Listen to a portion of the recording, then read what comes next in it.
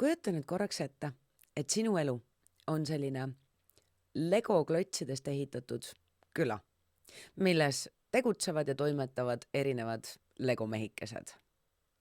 Üks nendest oled sina. Nüüd kujuta ette, et sa ärkad homme hommikul üles ja kõik on läinud.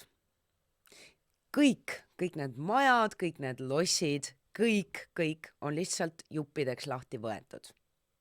A la naabrilaps käis öösel ja tegi pahandust ja kõik see, mille sa oled üles ehitanud suure hoole ja vaevaga, on nüüd lihtsalt laiali lammutatud.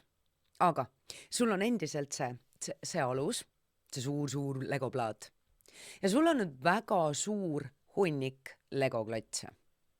Lisaks sellele kõik need samad mehikesed on ritta pandud, kes enne olid mingites erinevates rollides ja tegevustes selles Lego linnas. Nüüd, kas sa ehitaksid selle Lego linna täpselt samamoodi üles? Ja kas sa paneksid sinna Lego linna kõik need mehikesed? Kas sa annaksid neile need samad rollid? Kas sa looksid selle sama mängu, mille sa lõid kunagi varem? Ja kui sa ütled, et ei looks, kui sa ütled, et sa ei valiks oma ellu uuesti tagasi kõiki neid elemente, mis on täna sinu elus, siis tea, et sa saad ümber valida ka siis, kui naabrilaps või mõni muu väline loodusjõud ei tule ja ei lammuta sinu Lego küla maha.